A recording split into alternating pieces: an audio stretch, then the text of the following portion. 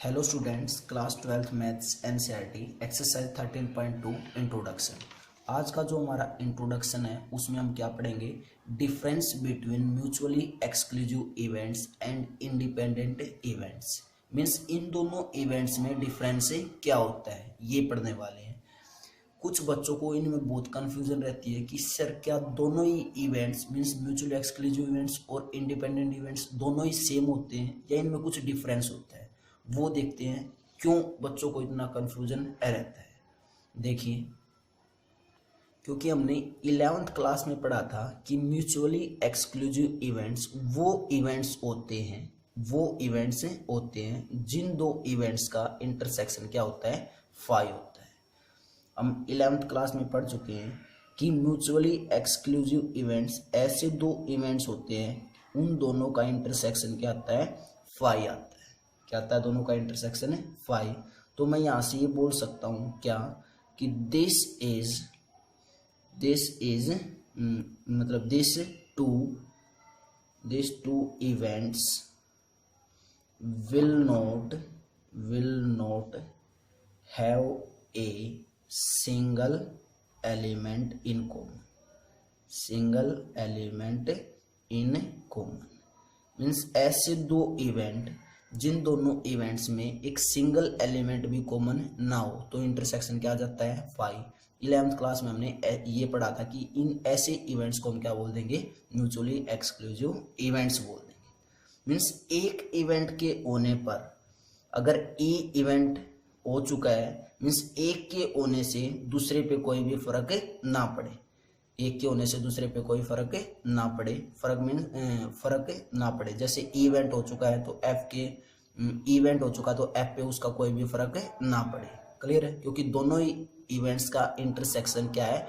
Phi है। Means ऐसा कोई एलिमेंट नहीं है जो दोनों में क्या हो? कॉमन हो। क्लियर है? इसलिए हम क्या बोल देते थे कि क्या सर ऐसे म्यूचुअली एक्सक्लूसिव इवेंट्स को हम इंडिपेंडेंट इवेंट्स भी कह सकते हैं। इसी सोच करके कि एफ के होने पर ए की प्रोबेबिलिटी पे कोई भी फर्क ना पड़े तो ऐसा सोच के हम एक कंक्लूजन निकाल लेते थे कि ई और एफ कैसे इवेंट्स होंगे? इंडिपेंडेंट इवेंट्स होंगे। बट ऐसा नहीं है। म्यूचुअली एक्सक्लूसिव इवेंट्स और इंडिपेंडेंट इवेंट्स में दोनों में ही डिफरेंट टाइप्स के हैं। कैसे हैं डिफरेंट टाइप्स के? उसके लिए मैंने एक एग्जांपल लिख रखा है क्या कि 2 balls are drawn successively from an urn containing 10 black balls or 5 white balls with replacement। इस एग्जाम्पल की हेल्प से समझेंगे कि म्यूचुअली एक्सक्लूसिव इवेंट्स और इंडिपेंडेंट इवेंट्स में क्या डिफरेंस है। क्लियर है? इस एग्जाम्पल की हेल्प से समझेंगे और मैं इसका सैंपल स्पेस लिख लेता हूँ। एग्जाम्पल का जो सैंपल स्पेस होगा एग्जाम्पल का वो क्या होगा? या तो दोनों ही क्या होंगी? ब्लैक होंगी, या दोनों ही क्या होंगी? वाइट होंगी बॉल, या फिर एक ब्लैक होगी एक वाइट होगी, या फिर एक वाइट होगी और एक क्या होगी? ब्लैक होगी। क्लियर है? ये क्या लिख लिया हमने? इसका सैंपल स्पेस। अब मैं 4 इवेंट्स लिख रहा हूं और 4 इवेंट्स के थ्रू हम देखेंगे कि जो म्यूचुअली एक्सक्लूसिव इवेंट्स है और इंडिपेंडेंट इवेंट्स है उन दोनों में क्या डिफरेंट है। तो हम 4 इवेंट्स लिख लेते हैं। वो 4 इवेंट्स मैंने ABCD माना। जो ए इवेंट हो वो क्या माना हमने? कि both balls are black. Both balls black, दोनों ही बाल कैसी हैं? ब्लैक। सेकंड इवेंट लिखा B क्या कि बोथ बॉल्स वाइट, दोनों ही बॉल्स कैसी हैं? वाइट। एक C इवेंट लिखा हमने क्या कि first ball drawn is black. उसके बाद एक D इवेंट लिखा क्या कि second ball drawn is white. Second ball कैसी है? वाइट है। क्लियर है? अब देखो, इन चारों इवेंट्स की हेल्प से हम समझेंगे कि दोनों में क्या डिफरेंस है। फर्स्ट इवेंट क्या लिखा हमने? Both balls black. तो बोथ बॉल ब्लैक्स होने का मतलब क्या है? इसके अंदर जो सैंपल स्पेस में से आउटकम आएगी वो क्या आएगी? ब्लैक आएगी। क्लियर है? सेम ऐसी बी इवेंट क्या है, बोथ बाल्स आर वाइट, मीन्स जो बी इवेंट होगा उसमें जो होगा दोनों क्या होंगी, वाइट वाइट होंगी। क्लियर है, मीन्स बी इवेंट में क्या आया, वाइट वाइट, और ए इवेंट में क्या आया, ब्लैक ब्लैक। तो यहां से हम ये बोल सकते हैं कि ए इंटरसेक्शन बी जब करेंगे तो वो क्या आएगा, फाई आएगा। ए इंटरसेक्शन बी क्या, तो क्या आया, वो फाई आया। तो यहां से हम जब प्रोबेबिलिटी निकालेंगे किसकी, ए इंटरसेक्शन बी की, तो वो कितनी आएगी, 0 आएगी। कितनी आई, वो 0। इट मीन्स ए और बी कैसे इवेंट्स हो चुके हैं, म्यूचुअली एक्सक्लूसिव इवेंट्स। ऐसे इवेंट्स को हम क्या बोलते हैं, म्यूचुअली एक्सक्लूसिव इवेंट्स। क्लियर है, मीन्स ऐसे दो इवेंट्स जिन दोनों इवेंट्स का इंटरसेक्शन क्या आता हो, फाई आता हो, ऐसे इवेंट्स को हम क्या बोलते हैं, म्यूचुअली एक्सक्लूसिव इवेंट्स। क्लियर है यहां तक। उसके बाद अब इवेंट सी और डी की हेल्प से हम क्या करते हैं, इंडिपेंडेंट इवेंट समझते हैं। क्या है सी इवेंट, क्या है, first ball drawn is black, first ball drawn is black. तो मीन्स जब फर्स्ट बॉल क्या होगी, ब्लैक होगी, वो जो क्वेश्चन है उसमें क्या है, विद रिप्लेसमेंट।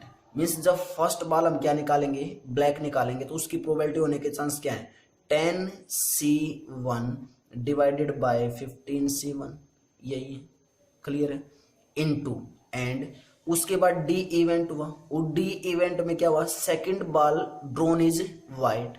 अब विद रिप्लेसमेंट है, तो जो फर्स्ट बॉल ब्लैक निकाली वो वापस डाल दी गई है, वापस से डाल दी गई। इट मीन्स जब डी इवेंट होगा तो सी का कोई इफेक्ट डी पे नहीं आएगा। तो second ball drawn is white, तो जब वाइट बॉल कितनी है, 5 है, तो प्रोबेबिलिटी क्या होगी, 5C1 divided by 15C1।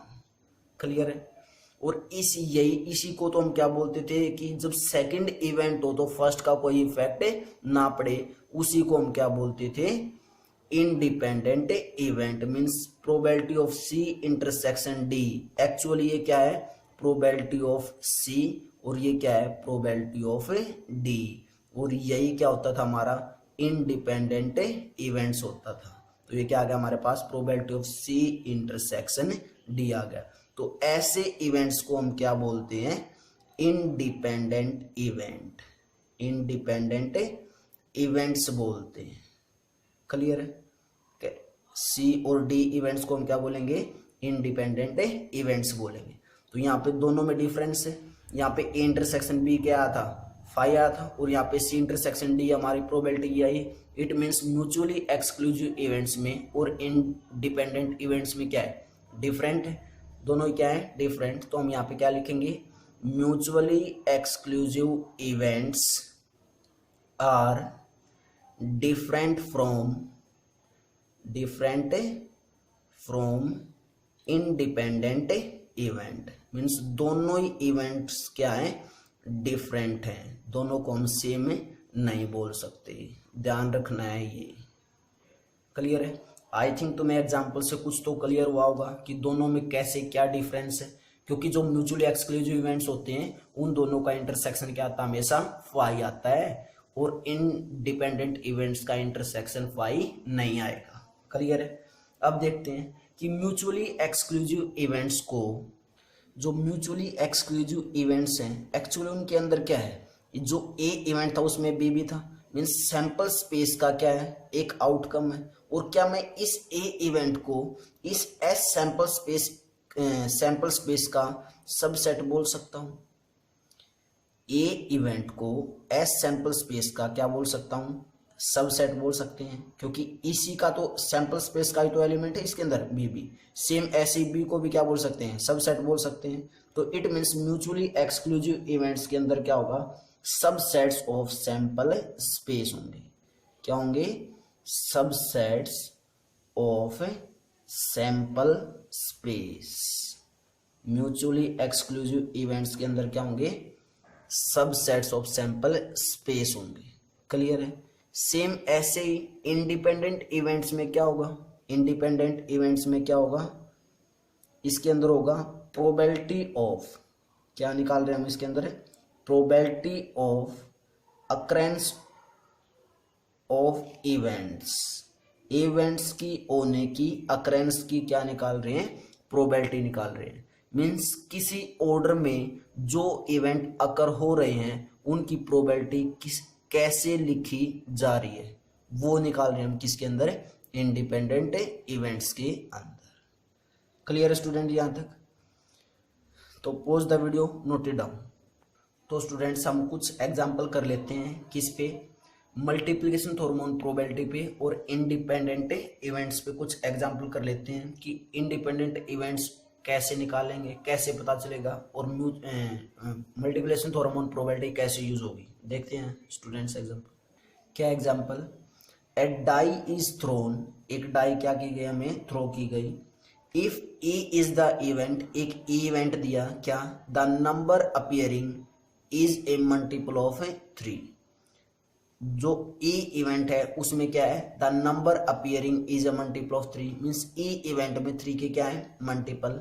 And F B the event, और एक एफ इवेंट दिया, क्या, the number appearing is even, means जो एफ इवेंट है उसके अंदर क्या है, वो नंबर्स हैं जो क्या है, इवन है।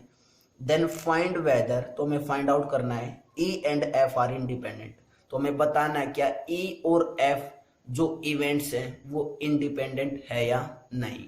Clear student?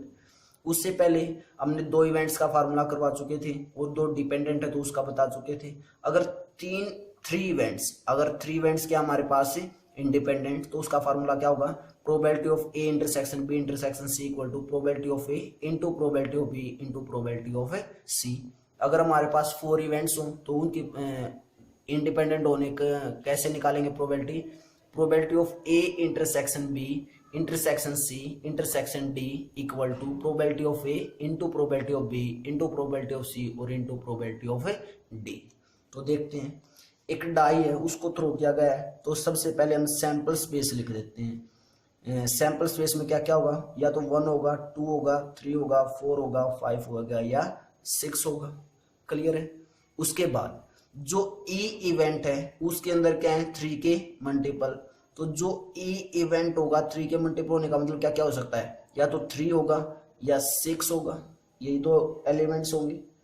क्लियर है? उसके बाद जो एफ इवेंट है उसके अंदर क्या है, इवन नंबर कौन कौन से हैं, 2, 4 और 6, तो क्या है इसके अंदर 2, 4 और 6 है।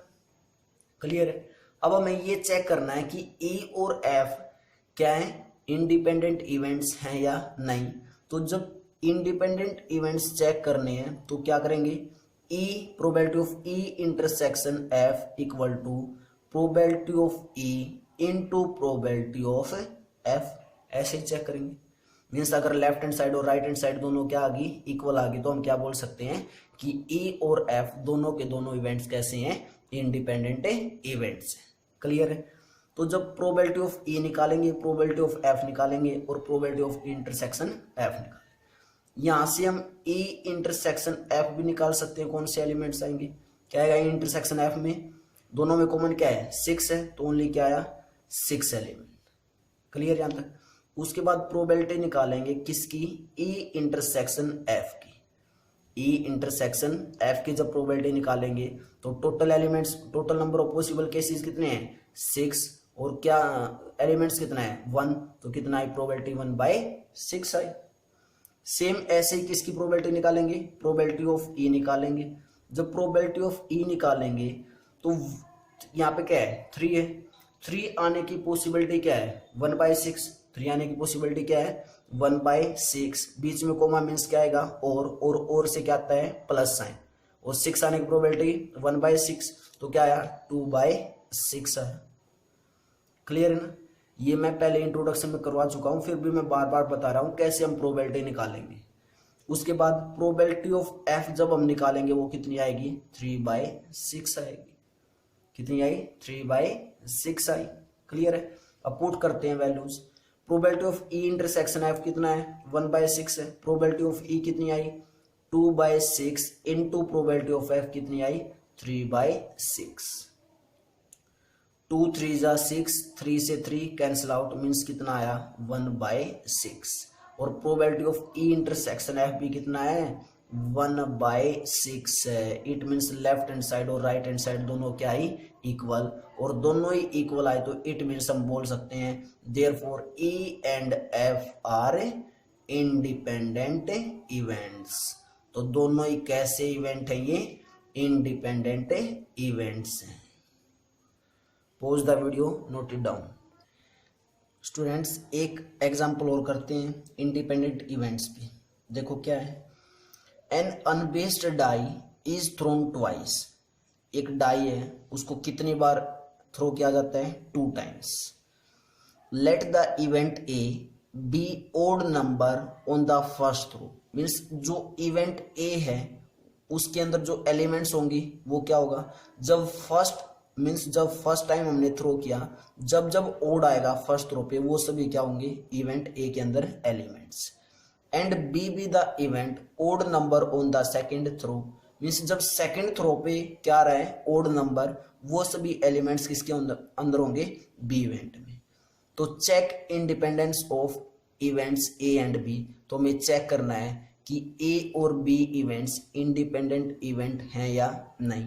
तो सेम उसी तरीके से चेक करेंगे, क्या इवेंट ए लिखेंगे, इवेंट बी लिखेंगे, उसके बाद चेक करेंगे कि probability of A intersection B equal है या नहीं, किसकी, probability of A into probability of B के इक्वल।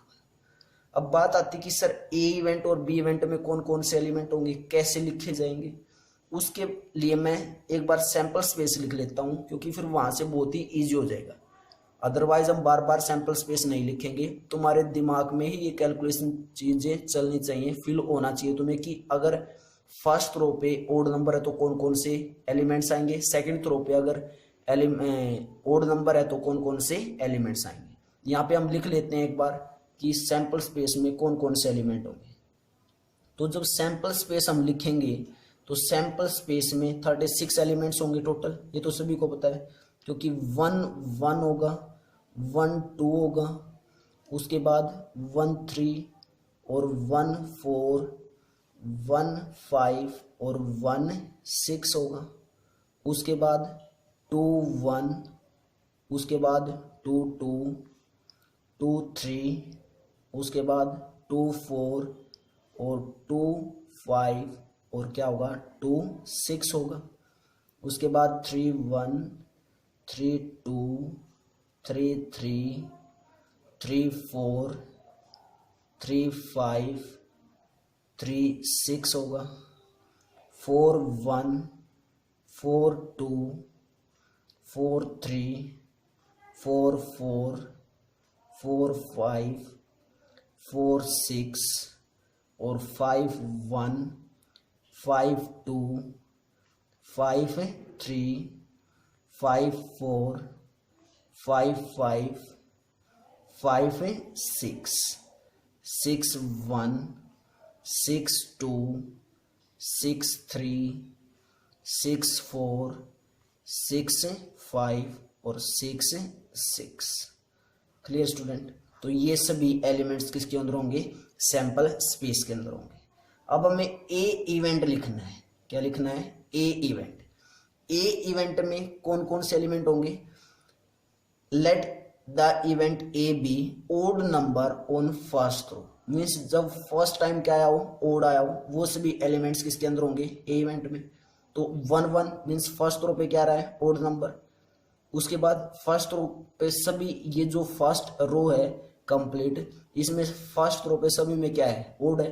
तो इट मीन्स जो ए इवेंट होगा उसके अंदर जो एलिमेंट्स होंगे वो क्या क्या होंगे, 1 1 होगा, 1 2 होगा, 1 3, 1 4 और 1 5 और 1 6 होगा। क्लियर है। उसके बाद सेकंड रो में 2 2 है कंप्लीट में फर्स्ट रो पे, तो ये इसके अंदर नहीं जा पाएगा, कौन सा आएगा। उसके बाद 3 1, 3 2, 3 3, 3 4 और 3 5 और 3 6 होगा। उसके बाद क्या होगा, 5 1, 5 2, 5 3 और 5 4 और क्या होगा 5 5 और 5 6। ये सभी एलिमेंट्स किस में होंगे, ए इवेंट में होंगे। क्लियर यहाँ तक। उसके बाद बी इवेंट और लिख लेते हैं। बी इवेंट क्या है, जब सेकंड टाइम क्या आता है, सेकंड टाइम क्या आता है जब ओड नंबर, वो सभी एलिमेंट्स किस में है, बी में, तो क्या क्या होंगे, सेकंड टाइम ओड आने का मतलब 1 1 1 1, उसके बाद सेकंड टाइम 1 3 1 3 और उसके बाद 1 5। क्लियर है। सेम ऐसे ही नेक्स्ट में, नेक्स्ट रो से क्या क्या जाएगा, 2 1, उसके बाद 2 3 और 2 5, उसके बाद क्या आएगा हमारे पास 3 1 और 3 3 3 5, उसके बाद 4 1 4 3 और 4 5, उसके बाद 5 1 5 3 और 5 5, उसके बाद 6 1 6 3 और 6 5, ये सभी एलिमेंट्स किसके अंदर होंगे, इवेंट बी में होंगे। क्लियर यहाँ तक। अब हमें ए इंटरसेक्शन बी भी निकालना है। क्या निकालना है, ए इंटरसेक्शन बी निकालना है। तो जब ए इंटरसेक्शन बी निकालेंगे उसके अंदर क्या होंगे, कॉमन 1 1 होगा एक, तो क्या होगा, एक तो 1 1, उसके बाद 1 2 नहीं होगा, 1 3 है दोनों में, क्या है 1 3, उसके बाद 1 5 होगा दोनों में, 1 5 होगा, उसके बाद 2 की कोई लाइन नहीं इसमें, तो इसमें तो ये कॉमन नहीं आएंगे। 3 के चेक करते हैं, 3 के एक तो 3 1 है, 3 1, एक 3 3 है कॉमन, और एक क्या है 3 5। क्लियर इतना। उसके बाद इसमें 5 की लाइन है, इसमें 4 की लाइन है, तो वो कॉमन ही होंगे। 5 वाले और देखेंगे, मीन्स क्या होगा, 5 1 होगा एक, तो एक 5 3 होगा और एक होगा 5 5 होगा। तो ये एलिमेंट्स ए इंटरसेक्शन बी में कॉमन है। हम बिना लिखे इंटरसेक्शन बी को बिना लिखे भी निकाल सकते थे, क्योंकि ए इंटरसेक्शन बी में कौन से होंगे, जो फर्स्ट पोजीशन पे भी ओड आया हो और सेकंड पोजीशन पे भी ओड आया हो, वही एलिमेंट होंगे। और 1 2 6 में 3 ओड होते हैं, 3 यहाँ पे ओड होंगे, 3 यहाँ पे ओड होंगे, 3 3 जा 9, means total elements intersection B के अंदर कितने होंगे, 9 होंगे। ऐसे भी निकाल सकते थे, लेकिन मैं तुम्हें फील करवाना चाहता हूँ, कोई भी स्टेप रटना नहीं है, क्रैम्प पे नहीं करना है कोई भी स्टेप, मैं फील करवाना चाहता हूँ कि एक्चुअली हम क्या कर रहे हैं। क्लियर है। तो देखते हैं अब हमें अगर इवेंट्स को क्या प्रूव करना है, इंडिपेंडेंट इवेंट्स, तो हम निकालना चाहते हैं probability of A intersection B equal आ जाए probability of A into probability of A B के इक्वल। क्लियर है। जब ए की प्रोबेबिलिटी निकालेंगे तो इस 1 के होने की क्या प्रोबेबिलिटी होगी, 1/6 into 1/6 means 1/36, same plus 1/6 into 1/6 1/36। तो ऐसे ऐड करते करते टोटल एलिमेंट्स कितने हैं, 18 है। तो ए की प्रोबेबिलिटी क्या हो जाएगी, 18/36 इंटू सेम बी के अंदर कितने एलिमेंट्स हैं, 18 है, तो बी की प्रोबेबिलिटी कितनी होगी, 18/36। क्लियर यहाँ तक। उसके बाद कैंसिल आउट कर लेते हैं, जो कैंसिल आउट होगा, क्या हो रहा है कैंसिल आउट, 18 2 जा 36 और 18 2 जा 36 मीन्स कितना राइट हैंड साइड 1/4। अब ए इंटरसेक्शन बी की प्रोबेबिलिटी निकालते हैं, तो इसमें टोटल एलिमेंट्स कितने हैं, 9 एलिमेंट्स हैं। तो इस फर्स्ट एलिमेंट की जो प्रोबेबिलिटी होगी कंप्लीट की, वो कितनी होगी, 1/36 प्लस 1/36 प्लस 1/36, ऐसे करते करते ऐड कितना आएगा, 9/36 और 9 4 जा 36 मीन्स 1/4। तो लेफ्ट हैंड साइड और राइट हैंड साइड क्या आई, इक्वल। तो हम यहाँ से बोल सकते हैं therefore A and B are independent events. दोनों ही कैसे इवेंट्स हैं, इंडिपेंडेंट इवेंट्स हैं। आई थिंक बच्चों तुम्हें ये क्वेश्चन बहुत ही अच्छे से क्लियर हुआ होगा। इन चीज़ों को फिल किया करो, बार बार सैम्पल स्पेस नहीं लिखेंगे, क्योंकि सैम्पल स्पेस लिखने में बहुत ज़्यादा टाइम लगता है। मैंने सैम्पल स्पेस इसलिए लिखा है क्योंकि तुम्हें फील हो सके हम क्या कर रहे हैं, क्योंकि अगर मैं डायरेक्ट लिख देता तो तुम्हें समझ में नहीं आती कि सर ने कहाँ से लिख दिया है सैम्पल स्पेस। तो बच्चे फील क्या करो, pause the video, note it down. तो बच्चों इंडिपेंडेंट इवेंट्स पे और मल्टीप्लिकेशन थ्योरम प्रोबेबिलिटी पे हम दो क्वेश्चन और करते हैं, उसके बाद हम अपने एक्सरसाइज पे चलेंगे। देखते हैं, बहुत ही अच्छा क्वेश्चन है ये। क्या है, prove that if E and F are independent events, हमें प्रूव करना है, prove that if E and F are independent events then show the events E and F dash। एक तो स्टूडेंट्स ये बताया करो कमेंट सेशन में कि तुम्हें वीडियो कैसी लगी, क्योंकि अगर तुम रिस्पॉन्स नहीं दोगे, क्या मैं फास्ट पढ़ाता हूँ या कोई ऐसा टॉपिक है जो तुम्हें समझ में नहीं आया, तो कमेंट करके ज़रूर बताया करो तुम्हें टॉपिक कैसा लगा है। क्योंकि जब तक तुम कमेंट करके नहीं बताओगे, रिस्पॉन्स नहीं आएगा, तो पढ़ाने का कोई फ़ायदा नहीं है। क्योंकि वन वे है यहाँ पे, तो कोई क्वेश्चन पुट आउट हो ही नहीं रहा, इसलिए। ठीक है, देखते हैं अब क्या है। Prove that if E and F, if आया, इफ के साथ जो होता है वो क्या होता है हमें गिवन, और देन के बाद जो होता है वो क्या करना होता है हमें प्रूव करना होता है। बहुत बार बता चुका हूँ ऐसी ऐसी बातें में। Means if E and F are independent events, तो हमें गिवन दे रखा है कि E और F जो दो इवेंट्स हैं और दोनों ही क्या है इंडिपेंडेंट, तो मैं क्या यहाँ से लिख सकता हूँ गिवन, क्या है गिवन हमें कि E and F are independent events, क्या गिवन हमें E and F are independent events. और इसी चीज को मैं क्या लिख सकता हूँ, कैसे लिख सकता हूँ कि probability of E intersection F equal होगी probability of E into probability of F। Clear है? बोलो स्टूडेंट्स, ये बात क्लियर है क्या यहाँ तक? उसके बाद चेक कर लो, यही होगा क्योंकि इंडिपेंडेंट इवेंट्स है, तो फार्मूला क्या होता था, probability of E intersection F equal to probability of E into probability of F होता था। उसके बाद then show the events E and F dash, means E और F डैश को हमें प्रूव करना है क्या कि इंडिपेंडेंट इवेंट्स आ जाए।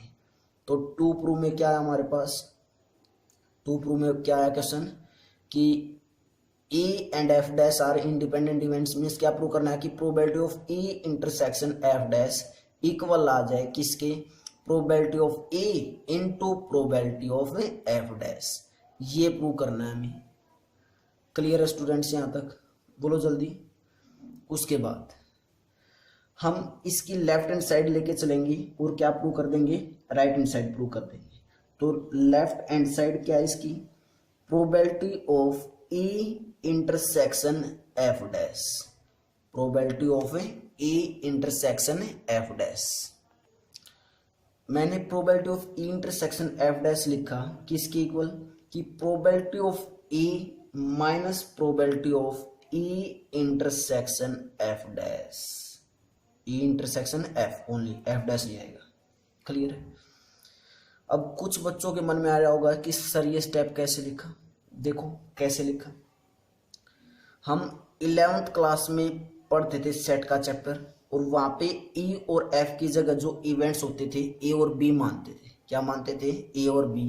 तो वहां से एक रिजल्ट था कि probability of A intersection B dash equal होगा A minus A intersection B के equal, A minus A intersection B के इक्वल। प्रोबेबिलिटी निकाल रहे तो क्या आएगा यहाँ पे, प्रोबेबिलिटी ऑफ A और probability of A intersection B।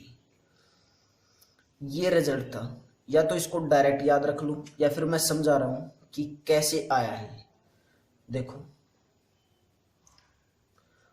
हमारे पास ये एक कंप्लीट क्या है, यूनिवर्सल सेट है। इस यूनिवर्सल सेट के अंदर एक सेट A है और एक सेट B है। एक सेट क्या है A और एक सेट क्या है B। मैं ये समझा देता हूं, फिर इस स्टेप में E और A की जगह क्या आ जाएगा, E आ जाएगा इवेंट, और B डैश की जगह क्या आ जाएगा, F डैश आ जाएगा। तो ये डायरेक्ट अप्लाई हो जाएगा। क्लियर है? तो हमारे पास दो सेट हैं, A और B सेट है। क्लियर है? उसके बाद अगर हम यहां से A इंटरसेक्शन B निकालें, क्या निकाला हमने, A इंटरसेक्शन B, तो जो दोनों में कॉमन पार्ट होगा वही आएगा। मीन्स A इंटरसेक्शन B तो यही पार्ट होगा। बोलो जल्दी, A इंटरसेक्शन B तो यही पार्ट होगा। तो मैंने क्या लिख दिया, A इंटरसेक्शन B लिख दिया इसको। क्लियर है? उसके बाद ए इंटरसेक्शन बी पार्ट का हमें पता चल चुका है। उसके बाद अगर मैं इस बी सेट का कॉम्प्लीमेंट निकालूं, क्या निकालूं? कॉम्प्लीमेंट। तो कॉम्प्लीमेंट कैसे निकालते थे? इस बी सेट का कॉम्प्लीमेंट निकाल रहे हैं तो इस बी सेट को छोड़ के और जितना बचा वो कंप्लीट पोर्शन आ जाएगा। ओनली इस बी सेट को छोड़ के और जितना भी पोर्शन बचा, ए सेट का जो पोर्शन बचा और जो बाहर वाला पोर्शन बचा, वो सभी किस में आ जाएगा? बी के कॉम्प्लीमेंट में आ जाएगा, बी के कॉम्प्लीमेंट में। और अगर और सारा पोर्शन बी के कॉम्प्लीमेंट में है तो जब ए इंटरसेक्शन बी का कॉम्प्लीमेंट निकालेंगे, ए इंटरसेक्शन बी का कॉम्प्लीमेंट निकालेंगे तो क्या उस ए इंटरसेक्शन बी के कॉम्प्लीमेंट में ये वाला पोर्शन नहीं आएगा? जो ए इवेंट का बचा हुआ है ये पोर्शन नहीं आएगा, क्योंकि इंटरसेक्शन में क्या होता है? कॉमन पार्ट आता है। तो ए इंटरसेक्शन बी के कॉम्प्लीमेंट में क्या है हमारे पास? है ये पोर्शन आया जो मैं डार्क कर रहा हूं ब्लैक पेन से। ये किसके अंदर आया? ये पोर्शन ए इंटरसेक्शन बी के कॉम्प्लीमेंट में, ए इंटरसेक्शन बी का कॉम्प्लीमेंट। क्लियर है इतना? क्या ये ए इंटरसेक्शन बी के कॉम्प्लीमेंट में। सेम ऐसे ही अब तो मैंने बी का कॉम्प्लीमेंट निकाला था, अगर ए का कॉम्प्लीमेंट निकाले, अगर ए का कॉम्प्लीमेंट निकाले तो ए सेट को छोड़ के जितना भी पोर्शन बचा है वो सारा आएगा ए के कॉम्प्लीमेंट में। और जब ए का कॉम्प्लीमेंट इंटरसेक्शन बी निकालेंगे तो क्या बी का पोर्शन नहीं आ जाएगा जो बचा हुआ है? कौन सा पोर्शन आया? बी का पोर्शन, ये वाला पोर्शन। ये पोर्शन किस में आया? A complement intersection B. Check कर लो, यही होगा A complement intersection B. Clear इतना? उसके बाद मैं बहुत सारी चीजें बता रहा हूं इसी के अंदर, ध्यान रखना है क्योंकि अलग अलग पेन से मैं इसीलिए अंडरलाइन कर रहा हूं। उसके बाद अगर मैं ए का कॉम्प्लीमेंट निकालूं तो मीन्स इस ए सेट को छोड़ के और सारा पोर्शन, और बी का कॉम्प्लीमेंट निकालूं तो इस बी सेट को छोड़ के और सारा पोर्शन। इट मीन्स जो ये अनशेडेड पोर्शन है बाहर वाला, इसको मैं लिख सकता हूं क्या? A complement intersection B complement लिख सकते हैं क्या बच्चों? क्लियर इतना? अब उसके बाद क्या मैं इस ए इंटरसेक्शन बी के कॉम्प्लीमेंट को लिख सकता हूं क्या? क्या क्या लिख सकते हैं? ए माइनस ए इंटरसेक्शन बी। क्या इस ए इंटरसेक्शन बी का कॉम्प्लीमेंट का मतलब क्या है? ये पोर्शन ओनली जो ये डार्क कर रखा है मैंने ब्लैक लाइन से, ये पोर्शन है। और इस पोर्शन का एक दूसरा नाम क्या होगा कि इस कंप्लीट ए सेट में से मैंने क्या माइनस कर दिया? ए इंटरसेक्शन बी माइनस कर दिया। तो क्या यही नहीं बचेगा? बोलो जल्दी, चेक कर लो, यही बचेगा। तो वही चीज मैंने लिखा था, वही चीज लिखी थी और दोनों साइड क्या अप्लाई किया? फिर प्रोबेबिलिटी अप्लाई की। तो रिजल्ट क्लियर है। सेम ये रिजल्ट यहाँ पे ए और बी का कॉम्प्लीमेंट है, यहाँ पे ए की जगह ई है और बी की जगह क्या है? एफ है, बी डैश की जगह क्या है? एफ डैश है। तो आई थिंक तुम्हें क्लियर हो गया होगा कि ये कैसे रिजल्ट अप्लाई हुआ। उसके बाद प्रोबेबिलिटी ऑफ ई सेम रहा, probability of E minus probability of E intersection F. हमें गिवन है कि दोनों इवेंट कैसे थे? इंडिपेंडेंट। तो प्रोबेबिलिटी ऑफ इंटरसेक्शन एफ की वैल्यू पुट कर सकते हैं, क्या है? Minus probability of E into probability of F.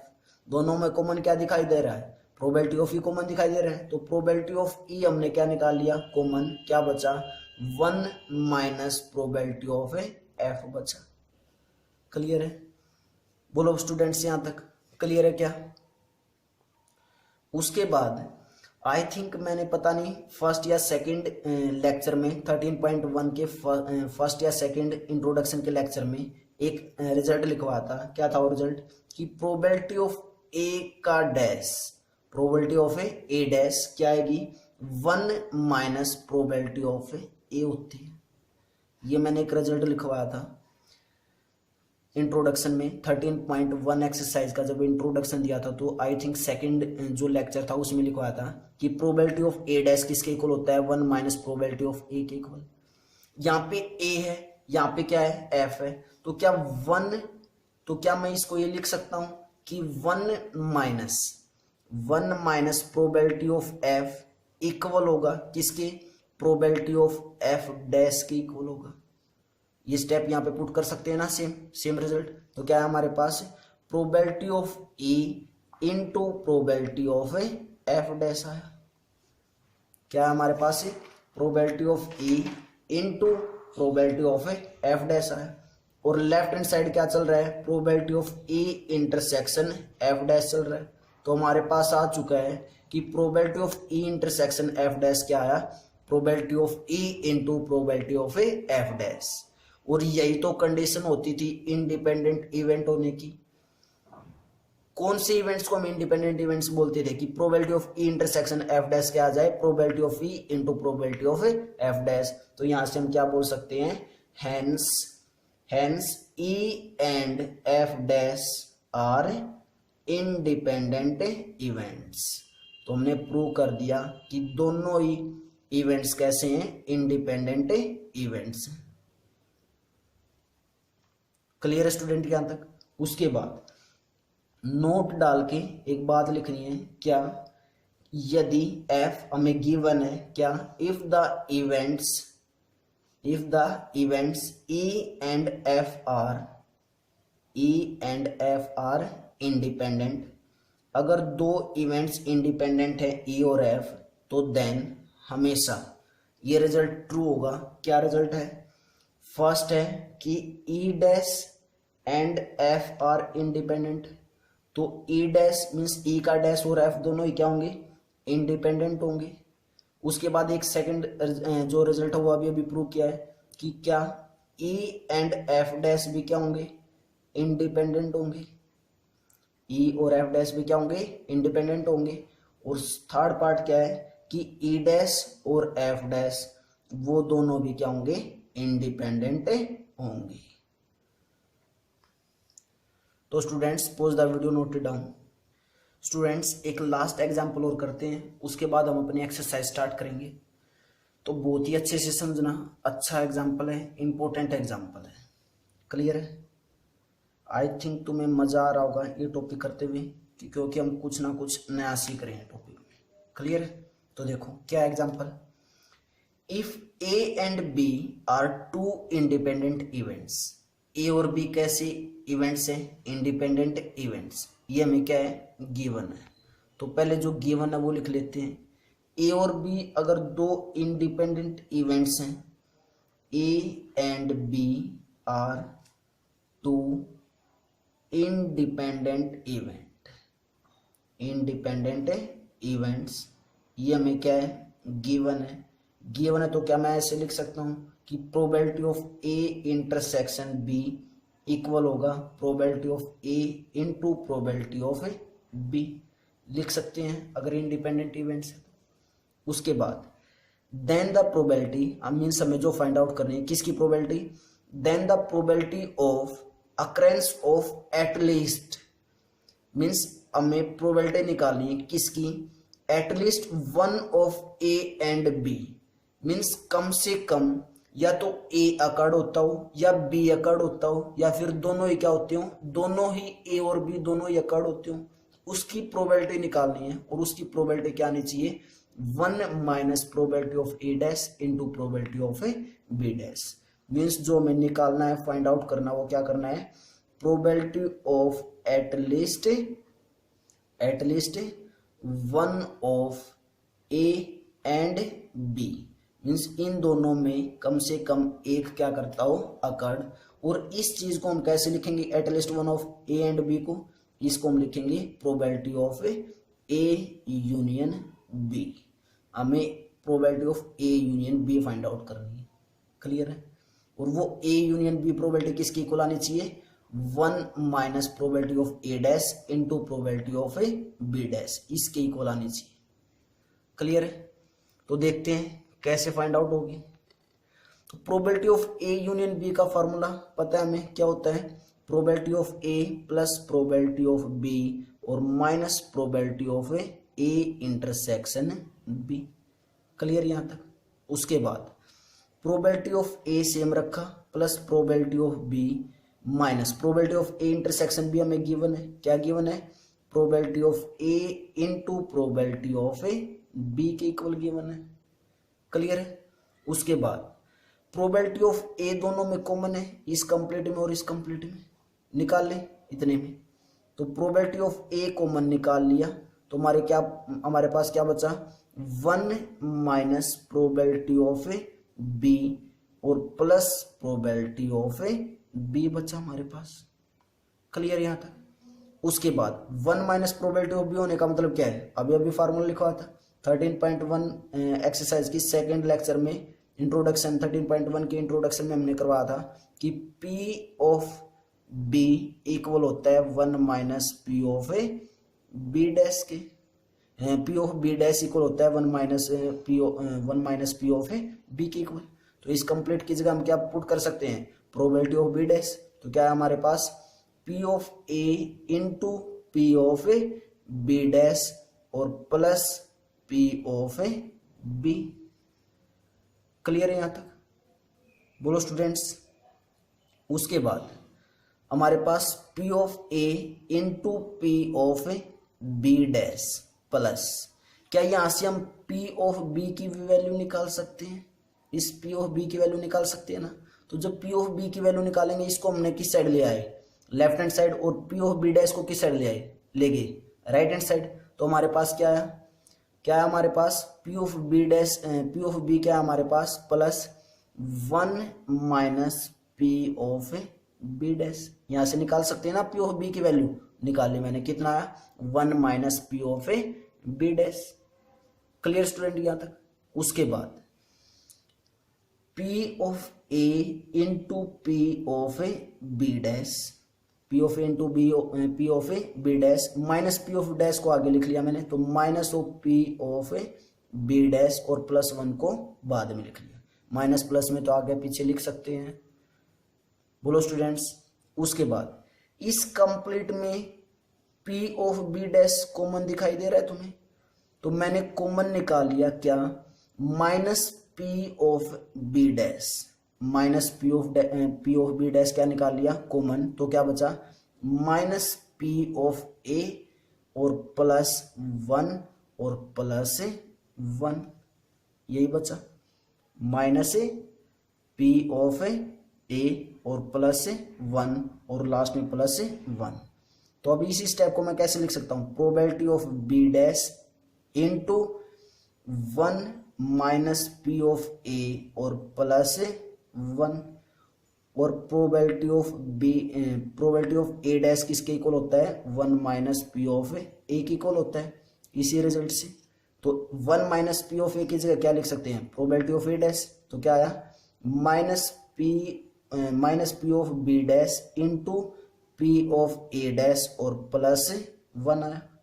अब ये माइनस की कंप्लीट टर्म है और ये प्लस 1 है, ये माइनस की कंप्लीट टर्म है और ये प्लस 1 है, तो आगे पीछे लिख सकते हैं। तो इस स्टेप को मैंने कैसे लिख दिया, 1 minus P of B dash into P of A dash, और ये दोनों क्या है मल्टीप्लाई में, तो आगे पीछे लिख सकते हैं। तो क्या है हमारे पास 1 minus P of A dash और इनटू में पी ऑफ बी डैश, और यही हमने क्या करना था, प्रूव करना था। और लेफ्ट हैंड साइड क्या चला हुआ था, probability of A union B, clear है, हैंस से प्रूव्ड।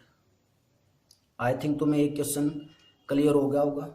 अगर किसी बच्चे को अभी भी क्लियर नहीं है कोई भी टॉपिक, तो कमेंट में जरूर बताया करो, या फिर तुम्हें टॉपिक कैसा लगा, अच्छा लग रहा है तो वो भी कमेंट किया करो, क्लियर है। Pause the video, note it down.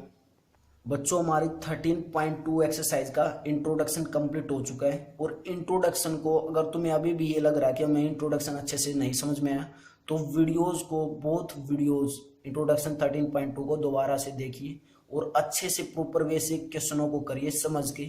कोई भी स्टेप स्किप नहीं करना है कि कोई बात नहीं, ये स्टेप नहीं आया तो आगे कर लेंगे, आगे नहीं होगा एक्सरसाइज में, क्योंकि इंट्रोडक्शन में इसीलिए डीपली बताया जाता है कि एक्सरसाइज में कोई प्रॉब्लम ना आए। तो अच्छे से करना है बच्चों। ये लेक्चर कुछ ज़्यादा ही लंबा हो चुका है, तो हम 13.2 एक्सरसाइज स्टार्ट करते हैं। Pose the video, note it down.